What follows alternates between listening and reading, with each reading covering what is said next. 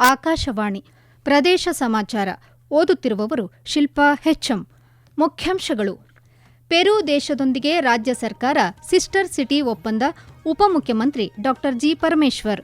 ಚನ್ನಪಟ್ಟಣದಲ್ಲಿ ರೈಲ್ವೆ ರಸ್ತೆ ಮೇಲ್ಸೇತುವೆ ಉದ್ಘಾಟಿಸಿದ ಕೇಂದ್ರ ಸಚಿವ ವಿ. ಸೋಮಣ್ಣ. ವಂದೇ ಭಾರತ್ ರೈಲುಗಳ ಸಂಖ್ಯೆ ಹೆಚ್ಚಿಸುವಂತೆ ಸಚಿವ ಎಂಬಿ ಪಾಟೀಲ್ ಮನವಿ. ನಾಳೆಯಿಂದ ರಾಜ್ಯದಲ್ಲಿ ಮತದಾರರ ಪಟ್ಟಿ ವಿಶೇಷ ಸಮಗ್ರ ಪರಿಷ್ಕರಣೆ, ರಾಜ್ಯ ಸರ್ಕಾರದ ಆಕ್ಷೇಪಕ್ಕೆ ಚುನಾವಣಾ ಆಯೋಗ ಉತ್ತರ ನೀಡಿಲ್ಲ, ಗೃಹ ಸಚಿವ ಪ್ರಿಯಾಂಕ್ ಖರ್ಗೆ.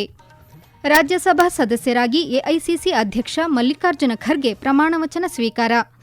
ರಾಜ್ಯದಲ್ಲಿ ಬರದ ಭೀತಿಯ ನಡುವೆ ತಮಿಳುನಾಡಿಗೆ ಪ್ರತಿದಿನ 2,000 ಕ್ಯೂಸೆಕ್ ನೀರು ಬಿಡುಗಡೆ, ಬಿಜೆಪಿ ಆರೋಪ. ಪೆರು ದೇಶದೊಂದಿಗೆ $10 ಬಿಲಿಯನ್ ದ್ವಿಪಕ್ಷೀಯ ವ್ಯಾಪಾರ ವೃದ್ಧಿಗೆ ಐತಿಹಾಸಿಕ ಸಿಸ್ಟರ್ ಸಿಟಿ ಒಪ್ಪಂದ ಮಾಡಿಕೊಳ್ಳಲು ರಾಜ್ಯ ಸರ್ಕಾರ ಅತ್ಯಂತ ಉತ್ಸುಕವಾಗಿದೆ ಎಂದು ಉಪಮುಖ್ಯಮಂತ್ರಿ ಡಾ ಜಿ. ಪರಮೇಶ್ವರ್ ಬೆಂಗಳೂರಿನಲ್ಲಿ ತಿಳಿಸಿದ್ದಾರೆ. ಭಾರತ ಮತ್ತು ಪೆರು ನಡುವಿನ 63 ವರ್ಷಗಳ ರಾಜತಾಂತ್ರಿಕ ಬಾಂಧವ್ಯ ಹಾಗೂ ಪೆರು ಗಣರಾಜ್ಯದ 205ನೇ ಸ್ವಾತಂತ್ರ್ಯ ದಿನಾಚರಣೆಯ ಅಂಗವಾಗಿ ಆಯೋಜಿಸಲಾಗಿದ್ದ ಉನ್ನತ ಮಟ್ಟದ ರಾಜತಾಂತ್ರಿಕ ಸಮಾರಂಭದಲ್ಲಿ ಅವರು ಮಾತನಾಡಿದರು. ಭಾರತದ ಐಟಿ ಸಾಫ್ಟ್ವೇರ್ ಅಭಿವೃದ್ಧಿ ಮತ್ತು ಜೈವಿಕ ತಂತ್ರಜ್ಞಾನ ಉತ್ಪಾದನೆಯಲ್ಲಿ ರಾಜ್ಯವು 40% ಹೆಚ್ಚಿನ ಪಾಲನ್ನು ಹೊಂದುವ ಮೂಲಕ ದೇಶದಲ್ಲೇ ಪ್ರಥಮ ಸ್ಥಾನದಲ್ಲಿದೆ ಎಂದು ಸಂತಸ ವ್ಯಕ್ತಪಡಿಸಿದರು. ಬೆಂಗಳೂರು ಮತ್ತು ಪೆರು ದೇಶದ ಪ್ರಮುಖ ನಗರಗಳ ನಡುವೆ ವ್ಯಾಪಾರ, ಶಿಕ್ಷಣ ಮತ್ತು ಆರೋಗ್ಯ ಕ್ಷೇತ್ರಗಳಲ್ಲಿ ನೇರ ಸಾಂಸ್ಥಿಕ ಸಹಯೋಗ ಹೆಚ್ಚಿಸುವ ನಿಟ್ಟಿನಲ್ಲಿ ಈ ಸಿಸ್ಟರ್ ಸಿಟಿ ಒಪ್ಪಂದವು ಅತ್ಯಂತ ಮಹತ್ವದ್ದಾಗಿದೆ ಎಂದು ತಿಳಿಸಿದರು. ಇದು ಭವಿಷ್ಯದಲ್ಲಿ ಉಭಯ ದೇಶಗಳ ನಡುವಿನ $10 ಬಿಲಿಯನ್ ದ್ವಿಪಕ್ಷೀಯ ವ್ಯಾಪಾರ ವೃದ್ಧಿಗೆ ಮುನ್ನುಡಿಯಾಗಲಿದೆ ಎಂದು ವಿಶ್ವಾಸ ವ್ಯಕ್ತಪಡಿಸಿದ್ದಾರೆ. ರಾಜ್ಯದಲ್ಲಿ ನಡೆಯುತ್ತಿರುವ ರೈಲ್ವೆ ಯೋಜನೆಗಳಿಗೆ ಕೇಂದ್ರ ಸರ್ಕಾರ ಸಂಪೂರ್ಣ ಸಹಕಾರ ನೀಡುತ್ತಿದೆ ಎಂದು ಕೇಂದ್ರ ರೈಲ್ವೆ ಖಾತೆ ರಾಜ್ಯ ಸಚಿವ ವಿ. ಸೋಮಣ್ಣ ತಿಳಿಸಿದ್ದಾರೆ. ಚನ್ನಪಟ್ಟಣದ ಯಲೆಕೇರಿ ಸಮೀಪ ಲೆವೆಲ್ ಕ್ರಾಸಿಂಗ್ ಬದಲಿಗೆ ರಸ್ತೆ ಮೇಲ್ಸೇತುವೆ ಉದ್ಘಾಟಿಸಿ ಮಾತನಾಡಿದ ಅವರು, ಬೆಂಗಳೂರು ಸುತ್ತಮುತ್ತ 140ಕ್ಕೂ ಹೆಚ್ಚು ಮೇಲ್ಸೇತುವೆ ನಿರ್ಮಾಣಕ್ಕೆ ಈಗಾಗಲೇ ಚಾಲನೆ ನೀಡಲಾಗಿದ್ದು, ಸುಮಾರು 46 ಲೆವೆಲ್ ಕ್ರಾಸಿಂಗ್ ಸ್ಥಳಗಳಲ್ಲಿ ಮೇಲ್ಸೇತುವೆ ನಿರ್ಮಿಸಲಾಗಿದೆ ಎಂದು ಹೇಳಿದ್ದಾರೆ. ಇತ್ತೀಚಿನ ದಿನಗಳಲ್ಲಿ ರಾಷ್ಟ್ರದ ಪ್ರಧಾನಮಂತ್ರಿಗಳು 100ಕ್ಕೆ 100 ಈ LC ಗೇಟ್ಗಳಿಗೆ ಭಾರತ ಸರ್ಕಾರನೇ ಹಣ ಕೊಡಬೇಕು ಅಂತ ತೀರ್ಮಾನ ಆದ ಮೇಲೆ ರಾಷ್ಟ್ರದಲ್ಲಿ 14,000ಕ್ಕೂ ಮೇಲ್ಪಟ್ಟು LC ಗೇಟ್ಗಳನ್ನು ಮುಗಿಸಿರ್ತಕ್ಕಂಥ ಇತಿಹಾಸ ರಾಷ್ಟ್ರದಲ್ಲಿ ಇರ್ತಕ್ಕಂಥದ್ದು. ಅದು ಮೋದಿಯವರ ಸರ್ಕಾರದಲ್ಲಿ 700 ಗೇಟ್ಗಳನ್ನು ಮುಗಿಸಿದ್ದೀವಿ.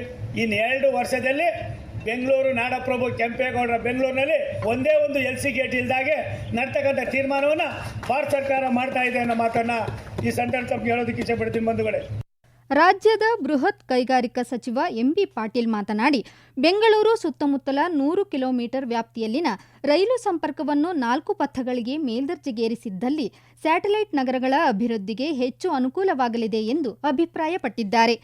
ಈಗಿರುವ ವಂದೇ ಭಾರತ್ ರೈಲುಗಳ ಸಂಖ್ಯೆ ಹೆಚ್ಚಳ ಮಾಡಬೇಕು ಹಾಗೂ ಬೆಂಗಳೂರು ಮತ್ತು ಚೆನ್ನೈ ನಡುವಿನ ಸೂಪರ್ ಸ್ಪೀಡ್ ಹಳಿಯನ್ನು ಮೈಸೂರಿನವರೆಗೆ ವಿಸ್ತರಣೆ ಮಾಡಬೇಕು ಎಂದು ಮನವಿ ಮಾಡಿದರು.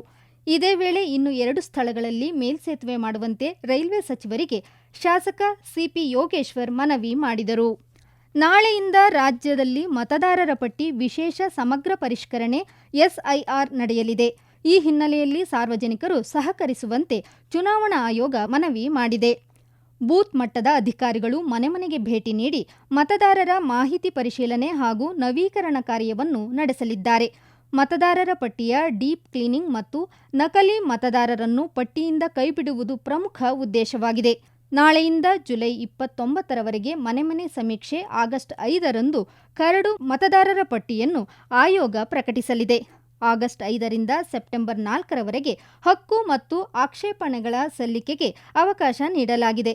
ಅಕ್ಟೋಬರ್ 7ರಂದು ಆಯೋಗ ಅಂತಿಮ ಮತದಾರರ ಪಟ್ಟಿ ಪ್ರಕಟಿಸಲಿದೆ. ರಾಜ್ಯದಲ್ಲಿ ನಡೆಯುತ್ತಿರುವ SIR ಬಗ್ಗೆ ಈಗಾಗಲೇ ಕೇಂದ್ರ ಚುನಾವಣಾ ಆಯೋಗಕ್ಕೆ ಸರ್ಕಾರ 8ರಿಂದ 10 ಆಕ್ಷೇಪಣೆಗಳನ್ನು ಸಲ್ಲಿಸಿದೆ ಎಂದು ಗೃಹ ಸಚಿವ ಪ್ರಿಯಾಂಕ್ ಖರ್ಗೆ ತಿಳಿಸಿದ್ದಾರೆ. ಬೆಂಗಳೂರಿನಲ್ಲಿಂದು ಸುದ್ದಿಗಾರರೊಂದಿಗೆ ಮಾತನಾಡಿದ ಅವರು, ಸರ್ಕಾರದ ಆಕ್ಷೇಪಕ್ಕೆ ಆಯೋಗ ಇನ್ನೂ ಉತ್ತರ ನೀಡಿಲ್ಲ ಎಂದು ಹೇಳಿದ್ದಾರೆ. ಗೊಂದಲಗಳಿದ್ದರೆ ನ್ಯಾಯಮಂಡಳಿಯಲ್ಲಿ ಪ್ರಶ್ನಿಸಲು ಅವಕಾಶ ಮಾಡಿಕೊಡಬೇಕು. ದಾಖಲೆಗಳಲ್ಲಿ ಅಕ್ಷರಗಳು ತಪ್ಪಾದ ಮಾತ್ರಕ್ಕೆ ಮತದಾರರ ಹಕ್ಕು ಕಿತ್ತುಕೊಳ್ಳಲು ಸಾಧ್ಯವಿಲ್ಲ ಎಂದು ಅಭಿಪ್ರಾಯಪಟ್ಟಿದ್ದಾರೆ. ಇದೇ ವೇಳೆ ಬಿಡದಿ ಟೌನ್ಶಿಪ್ ವಿಚಾರ ಕುರಿತಂತೆ ಪ್ರತಿಕ್ರಿಯಿಸಿದ ಅವರು, ಭೂಮಿ ಕೊಡಿ ಎಂದು ಯಾವ ರೈತರಿಗೂ ಬಲವಂತ ಮಾಡುವಂತಿಲ್ಲ. ಯಾರು ಸ್ವ ಇಚ್ಛೆಯಿಂದ ಭೂಮಿ ಕೊಡುತ್ತಾರೋ ಅದನ್ನು ಪರಿಗಣಿಸಲಾಗುವುದು ಎಂದು ಹೇಳಿದ್ದಾರೆ. ಪ್ರದೇಶ ಸಮಾಚಾರ ಕೇಳುತ್ತಿದ್ದೀರಿ. ನಮ್ಮ ಎಲ್ಲಾ ರಾಷ್ಟ್ರೀಯ ವಾರ್ತೆಗಳು ಹಾಗೂ ಪ್ರದೇಶ ಸಮಾಚಾರ ಈಗ ಆಕಾಶವಾಣಿ ನ್ಯೂಸ್ ಕನ್ನಡ ಯೂಟ್ಯೂಬ್ ಚಾನೆಲ್ನಲ್ಲಿ ಲಭ್ಯ. ನಮ್ಮ ಎಕ್ಸ್ ಖಾತೆ ಮತ್ತು ಇನ್ಸ್ಟಾಗ್ರಾಂ ಖಾತೆ ಆಕಾಶವಾಣಿ ನ್ಯೂಸ್ ಕನ್ನಡ. ಹೆಚ್ಚಿನ ಮಾಹಿತಿಗಾಗಿ ನಮ್ಮ ಫೇಸ್ಬುಕ್ ಖಾತೆ AIR ಕನ್ನಡ ನ್ಯೂಸ್ ಅನುಸರಿಸಿ. ಮಾಹಿತಿಯ ಹೂರಣ ವಾರದ ಕಾರ್ಯಕ್ರಮ ಪ್ರಚಲಿತ ವಿದ್ಯಮಾನ ಪ್ರತಿ ಬುಧವಾರ 9:15ಕ್ಕೆ. ರಾಜ್ಯಸಭಾ ಸದಸ್ಯರಾಗಿ ಎಐಸಿಸಿ ಅಧ್ಯಕ್ಷ ಮಲ್ಲಿಕಾರ್ಜುನ ಖರ್ಗೆ ನವದೆಹಲಿಯಲ್ಲಿ ಇಂದು ಪ್ರಮಾಣ ವಚನ ಸ್ವೀಕರಿಸಿದ್ದಾರೆ. ಉಪರಾಷ್ಟ್ರಪತಿ ಸಿಪಿ ರಾಧಾಕೃಷ್ಣನ್ ಪ್ರತಿಜ್ಞಾ ವಿಧಿ ಬೋಧಿಸಿದರು. ಸಂವಿಧಾನದ ಪ್ರತಿ ಹಿಡಿದು ಮಲ್ಲಿಕಾರ್ಜುನ ಖರ್ಗೆ ಅವರು ಹಿಂದಿ ಭಾಷೆಯಲ್ಲಿ ಪ್ರಮಾಣ ವಚನ ಸ್ವೀಕರಿಸಿದರು. ಇದೇ ವೇಳೆ ಕಾಂಗ್ರೆಸ್ ಹಿರಿಯ ನಾಯಕಿ ಸೋನಿಯಾ ಗಾಂಧಿ, ಸಂಸದೆ ಪ್ರಿಯಾಂಕಾ ವಾದ್ರಾ, ಸಂಸದೀಯ ವ್ಯವಹಾರಗಳ ಸಚಿವ ಕಿರಣ್ ರಿಜಿಜು, ಕಾನೂನು ಸಚಿವ ಅರ್ಜುನ್ ರಾಮ್ ಮೇಘವಾಲ್ ಸೇರಿದಂತೆ ಹಲವು ಗಣ್ಯರು ಉಪಸ್ಥಿತರಿದ್ದರು. ರಾಜ್ಯದಲ್ಲಿ ಮುಂಗಾರು ಕ್ಷೀಣಿಸಿದ್ದು ಬರದ ಭೀತಿ ಆವರಿಸಿದೆ. ರಾಜಧಾನಿ ಬೆಂಗಳೂರಿನಲ್ಲಿ ಜನ ಕುಡಿಯುವ ನೀರಿಗೂ ಪರದಾಡುವ ಭೀಕರ ಪರಿಸ್ಥಿತಿ ಎದುರಾಗಿದೆ. ಆದರೆ ರಾಜ್ಯ ಸರ್ಕಾರ ಕದ್ದು ಮುಚ್ಚಿ ತಮಿಳುನಾಡಿಗೆ ಕಾವೇರಿ ನೀರು ಬಿಡುಗಡೆ ಮಾಡುತ್ತಿದೆ ಎಂದು ಪ್ರತಿಪಕ್ಷ ನಾಯಕ ಆರ್ ಅಶೋಕ ಆರೋಪಿಸಿದ್ದಾರೆ. ಸಾಮಾಜಿಕ ಜಾಲತಾಣದ ಎಕ್ಸ್ನಲ್ಲಿ ಪೋಸ್ಟ್ ಮಾಡಿರುವ ಅವರು, ಕಳೆದ 3 ದಿನಗಳಿಂದ ಪ್ರತಿದಿನ 2,000 ಕ್ಯೂಸೆಕ್ ನೀರನ್ನು ತಮಿಳುನಾಡಿಗೆ ಹರಿಸಲಾಗುತ್ತಿದೆ ಎಂದು ದೂರಿದ್ದಾರೆ. ಹೈಕಮಾಂಡ್ ಅಣತಿಯಂತೆ ರಾಜ್ಯ ಸರ್ಕಾರ ನಾಡಿನ ಜನತೆಯ ಹಿತ ಕಾಯದೆ ತಮಿಳುನಾಡಿನ ಜೊತೆ ರಾಜಿ ಮಾಡಿಕೊಳ್ಳುವುದು ಎಷ್ಟು ಸರಿ ಎಂದು ಆರ್ ಅಶೋಕ ಪ್ರಶ್ನಿಸಿದ್ದಾರೆ. ಉಪಮುಖ್ಯಮಂತ್ರಿ ಡಾ ಜಿ ಪರಮೇಶ್ವರ್ ಅವರನ್ನು ಕರ್ನಾಟಕ ಒಲಿಂಪಿಕ್ ಸಂಸ್ಥೆಯ ಪದಾಧಿಕಾರಿಗಳ ನಿಯೋಗ ಇಂದು ವಿಧಾನಸೌಧದ ಕಾರ್ಯಾಲಯದಲ್ಲಿ ಸೌಹಾರ್ದಯುತವಾಗಿ ಭೇಟಿ ಮಾಡಿತು.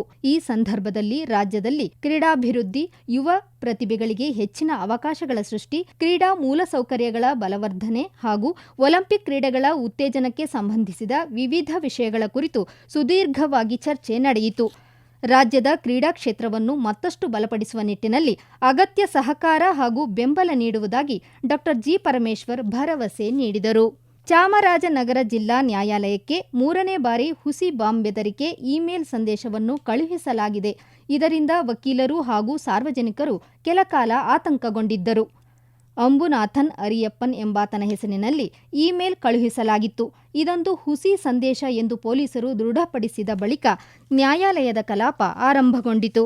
ಬೆಂಗಳೂರು ಚೆನ್ನೈ ಎಕ್ಸ್‌ಪ್ರೆಸ್ ರಾಷ್ಟ್ರೀಯ ಹೆದ್ದಾರಿಯಲ್ಲಿ 96 ಕಿಲೋಮೀಟರ್ ಮಾರ್ಗ ವಾಹನ ಸಂಚಾರಕ್ಕೆ ಮುಕ್ತವಾಗಿದೆ. ಇದರಲ್ಲಿ 71 ಕಿಲೋಮೀಟರ್ ಬೇತಮಂಗಲದಿಂದ ಆಂಧ್ರಪ್ರದೇಶದ ಬೈರೆಡ್ಡಿಪಲ್ಲಿ ನಡುವಿನ 25 ಕಿಲೋಮೀಟರ್ ಮಾರ್ಗವನ್ನು ಇತ್ತೀಚೆಗೆ ಲೋಕಾರ್ಪಣೆ ಮಾಡಲಾಗಿದೆ. ಇದರಿಂದ ಚಿತ್ತೂರು, ತಿರುಪತಿ ಮತ್ತು ಚೆನ್ನೈ ಸಂಪರ್ಕ ಇನ್ನಷ್ಟು ಸುಗಮವಾಗಿದೆ.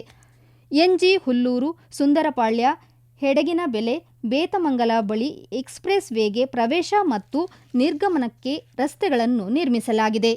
ಈಗ ಸಂಕ್ಷಿಪ್ತ ಸುದ್ದಿಗಳು. ದಾವಣಗೆರೆಯಲ್ಲಿ ಪ್ರಸಕ್ತ ಸಾಲಿನ ಕರ್ನಾಟಕ ರೈತ ಸುರಕ್ಷಾ ಪ್ರಧಾನಮಂತ್ರಿ ಫಸಲ್ ಬಿಮಾ ಯೋಜನೆಯಡಿ ವಿವಿಧ ಮುಂಗಾರು ಬೆಳೆಗಳ ವಿಮೆ ನೋಂದಣಿ ಪ್ರಕ್ರಿಯೆ ಚುರುಕಿನಿಂದ ನಡೆಯುತ್ತಿದೆ. ನೋಂದಣಿ ಮಾಡಿಸಲು ಜುಲೈ 31 ಕೊನೆಯ ದಿನವಾಗಿದೆ ಎಂದು ತಾಲೂಕು ಸಹಾಯಕ ಕೃಷಿ ನಿರ್ದೇಶಕರಾದ ಶ್ರೀಧರಮೂರ್ತಿ ಡಿಎಂ ತಿಳಿಸಿದ್ದಾರೆ. ಹಾವೇರಿ ಜಿಲ್ಲೆಯಲ್ಲಿ ಪೋಲಿಯೋ ಲಸಿಕಾ ಕಾರ್ಯಕ್ರಮ ಯಶಸ್ವಿಯಾಗಿ ನಡೆದಿದ್ದು 95.15% ಗುರಿ ಸಾಧಿಸಲಾಗಿದೆ ಎಂದು ಮಕ್ಕಳ ಆರೋಗ್ಯ ಅಧಿಕಾರಿ ಡಾ ಎಂ ಜಯಾನಂದ ಮಾಹಿತಿ ನೀಡಿದ್ದಾರೆ. ಬಾಗಲಕೋಟೆ ನವನಗರದ ಯೂನಿಟ್ 2ರಲ್ಲಿ 10 ಎಕರೆ ಪ್ರದೇಶದಲ್ಲಿ ನಿರ್ಮಿಸಲಾಗಿರುವ ಬೃಹತ್ ಉದ್ಯಾನವನವನ್ನು ಶಾಸಕ ಉಮೇಶ್ ಮೇಟಿ ನಿನ್ನೆ ಲೋಕಾರ್ಪಣೆಗೊಳಿಸಿದರು. ಈಗ ಕೊನೆಯಲ್ಲಿ ಮತ್ತೊಮ್ಮೆ ಮುಖ್ಯಾಂಶಗಳು.